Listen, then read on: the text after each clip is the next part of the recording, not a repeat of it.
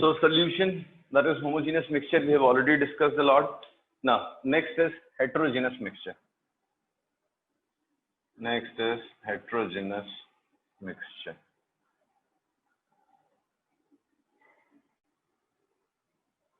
See, heterogeneous mixture, again there is a classification. One is suspension and other is colloid. One is suspension, other is colloid.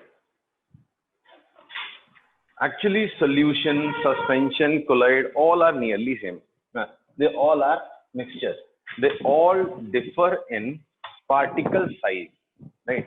All of them have one dispersed phase, or say one solute.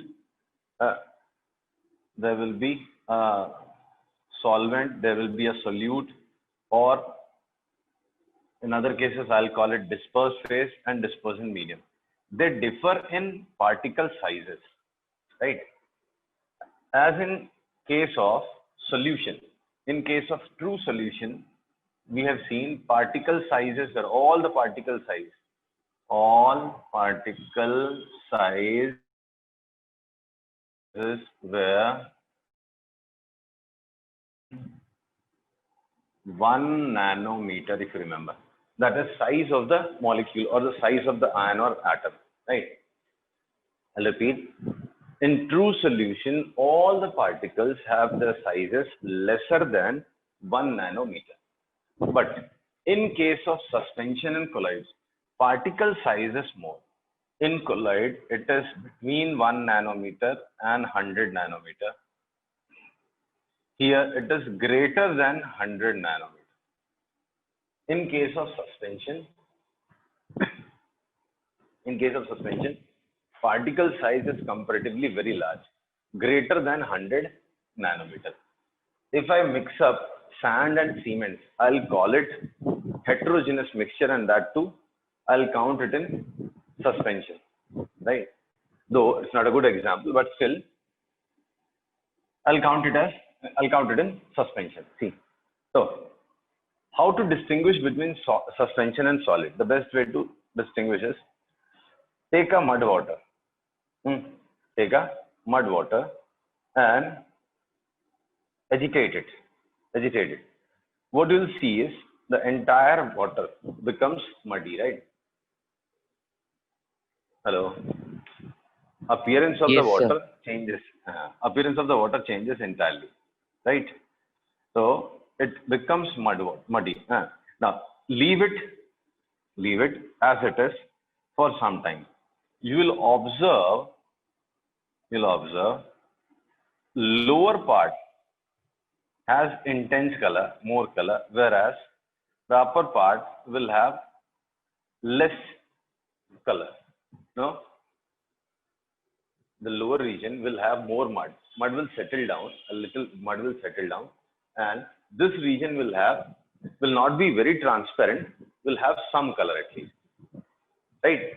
So this I'll call as colloid, and this I'll call as suspension.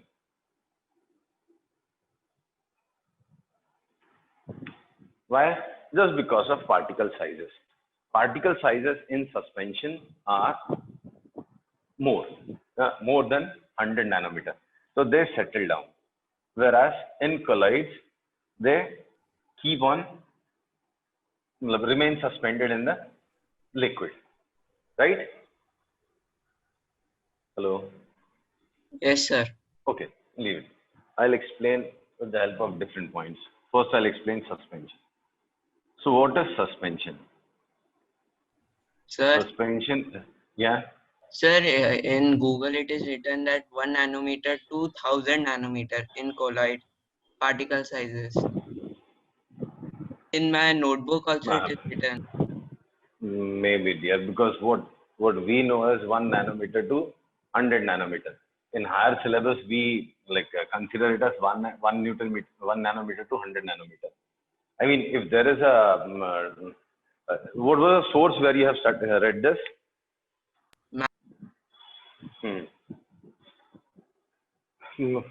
I mean, you can correct it, but in NCERT, I believe it is 100 nanometer. But I just checked in a higher syllabus textbook. It's 1000 nanometers. So again, I'll suggest use whatever is given in your NCERT, or if your teacher has given 1000, so follow 1000. Otherwise, in a higher syllabus, it is written that it is 1000 nanometers. Okay, anyways, not like very significant, but I remember I have read 100 nanometer everywhere. Chalo, ignore this. In a very reputed book which I refer, they have given 1000 nanometers. So follow 1000 nanometers, right? Okay. So let me explain what is suspension. Suspension is what in which, so first of all, I'll express it as a heterogeneous mixture. I'll say it's heterogeneous mixture. It's a heterogeneous mixture. If you remember, what was heterogeneous mixture? That is, it has different phases. That is, it has at least two phases. I'll repeat. It's a heterogeneous mixture. That means it has at least two phases, right? At least two phases.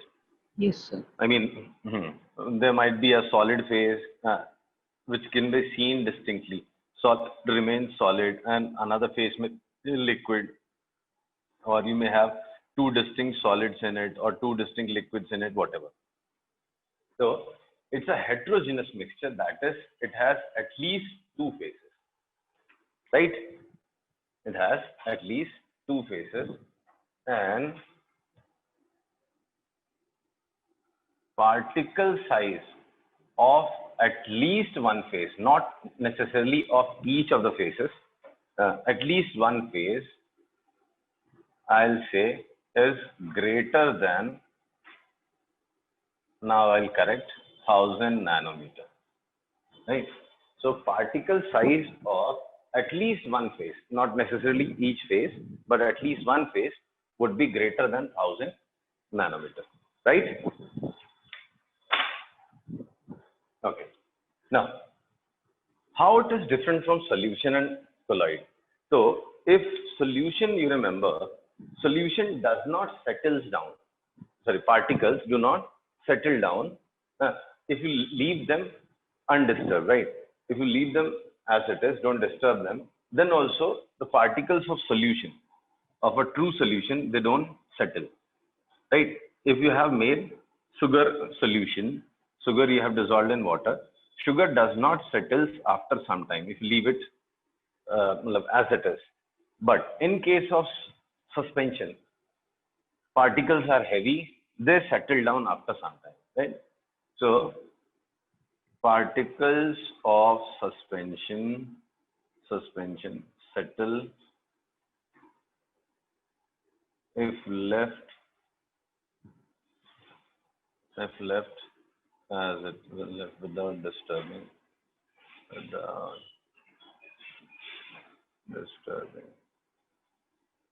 or no. So particles of suspension settle if left without disturbing for long time. Okay, clear now? Now, next, filtration is a process in which, like a filter paper is there, right? If a filter paper is there, if you pass a solution or a suspension from this filter paper, so what it does is, pore sizes in this filter paper are such that it allows some particles, those particles which are lesser than the pore size, to pass through them, and the particles whose size is more than the size of the pores will be retained in this paper, right? So this, in ordinary filter paper, if you choose ordinary filter paper and pass the suspension through it, so the particles which are larger in size will not be able to pass through the filter paper. So what I'll say is particles of suspension. I'll say particles of suspension cannot pass through ordinary filter paper. Why? Pore size is lesser, right? So if you pour some suspension, now particles will remain in this filter paper, and maybe if it was water, the other phase was water, then water will pass through it, right? Clear? Yes, sir. Okay. Then particle size are so large that it can be seen by naked eyes. Particles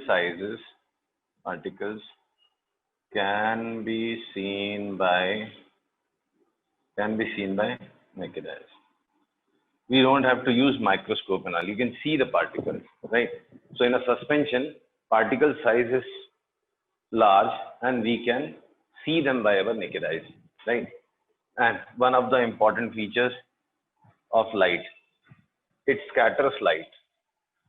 Suspension scatters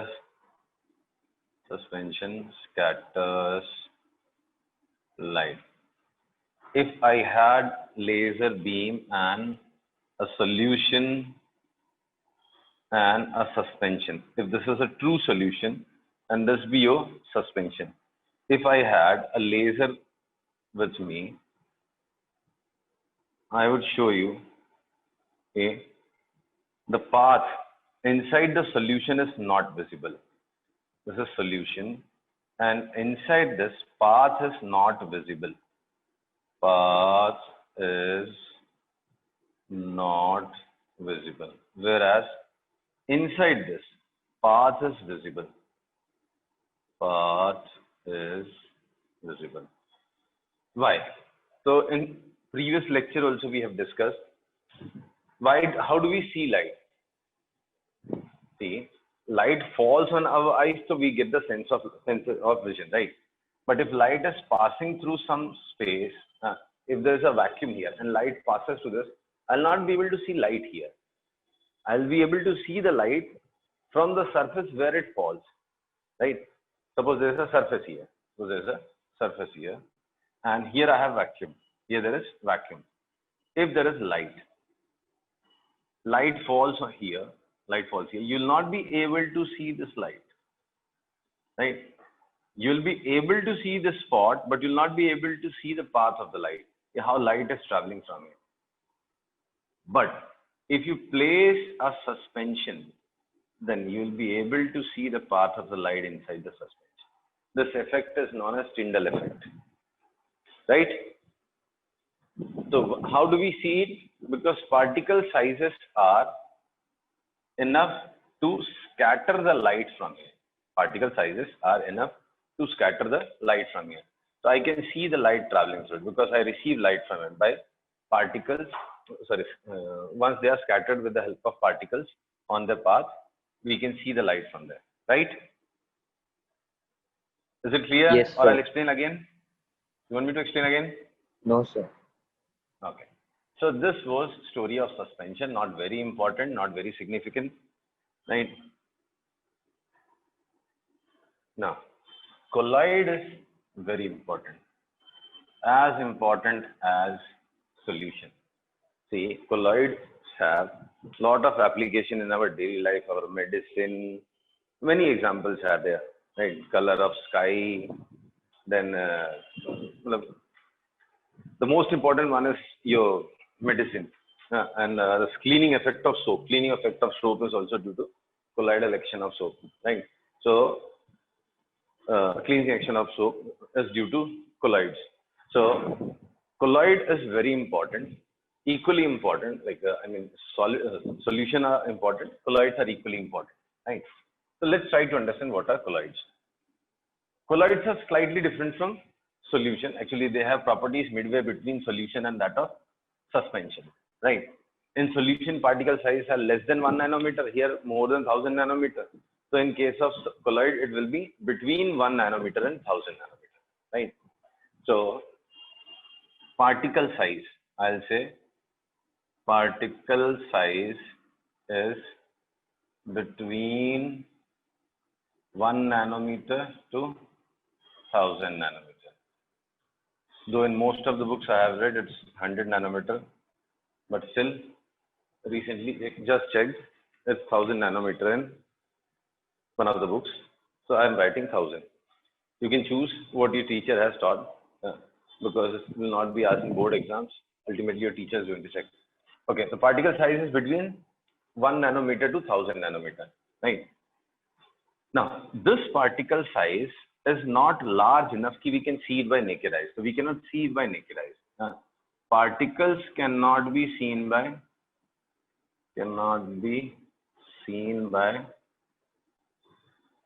naked eyes. Particles you will not be able to see by naked eyes, but with the help of microscope you can see. But with help of microscope with reasonable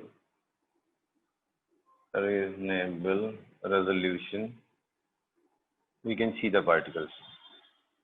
We can see the particles of colloidals. Right? Say, particle size is very small, so we cannot see it by naked eyes. But if you have a microscope with a reasonable resolving power, not very high resolution, but at least reasonable resolution, you should not come up with a simple microscope, that is ordinary lens, and say, sir, I'm not able to see the particles with the help of that lens, right? So it should have reasonable resolution. So if you choose a microscope with a reasonable resolution, you will be able to see the particles, right? In fact, personally, I have also seen it. There was a microscope like this. There was a colloid kept here, and a source of light was passed from here. I could see some bright specks moving like this. So those were particles of colloid, right? Those were particles of colloid. So we can see particles of colloid with the help of microscope. Now this is very important. Brownian motion or the zigzag motion. If you see the particles or colloid under a microscope, you will observe that the particles in colloid move in a zigzag path. Like this.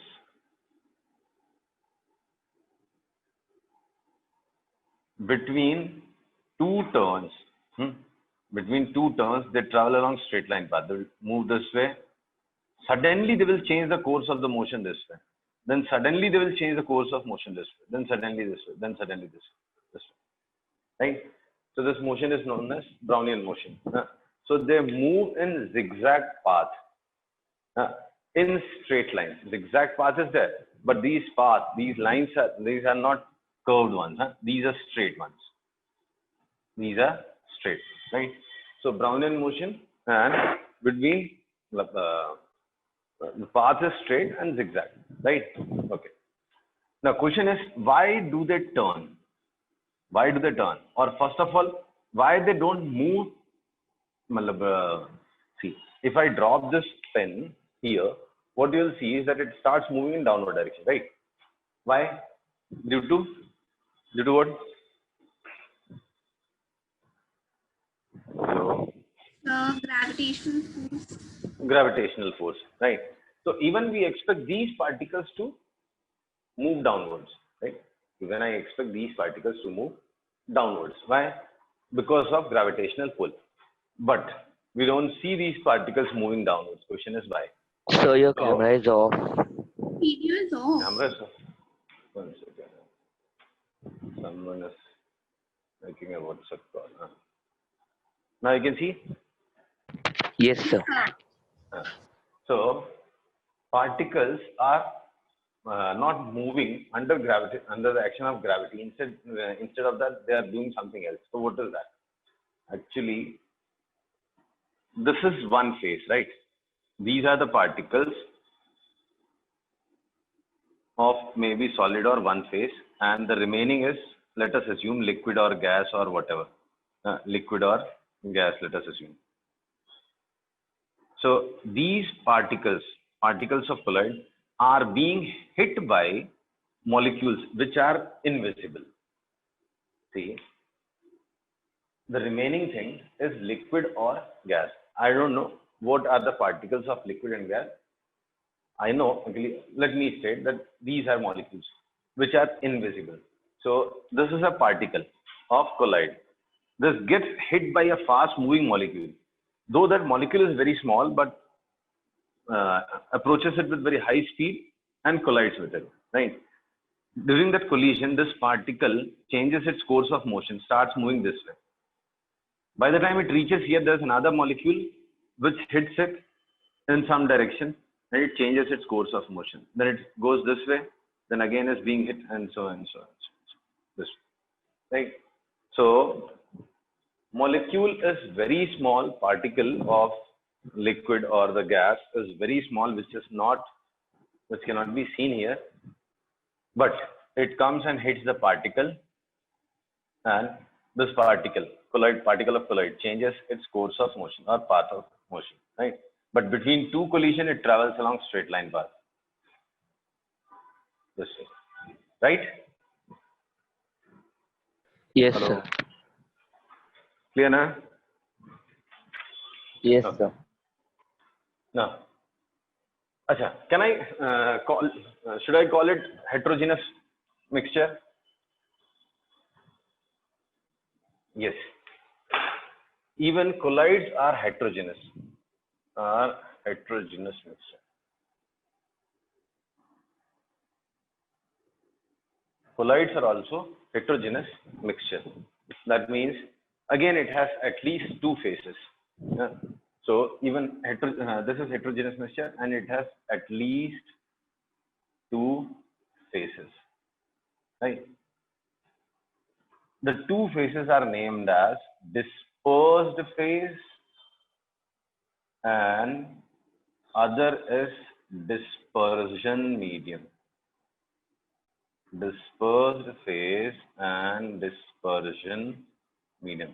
So this is even heterogeneous mixture, and it has two phases. One phase is known as dispersed phase and other phase is known as dispersion medium. This is similar to what we have studied in solution. In solution, we have studied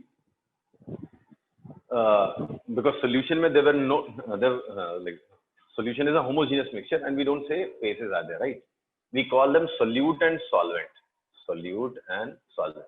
See, solution is homogeneous mixture. That means everything is in same phase. Even if it was a solid dissolved in liquid, everything becomes liquid, right? So there was only one phase. So we used to call it solute and solvent, but here we have two different phases. We cannot call them solute and solvent. Instead, we say dispersed phase and dispersion medium. I'll repeat. Instead of saying solute and solvent, we'll call them dispersed phase and dispersion medium. Is it clear? Yes, sir. Yes, sir. So the one which is more in quantity is known as dispersion medium, and the one which is in lesser quantity is known as dispersed phase. So here, when I used to say particle can be seen, it's not the particle of dispersion medium I was talking about. I was talking about the particle of dispersed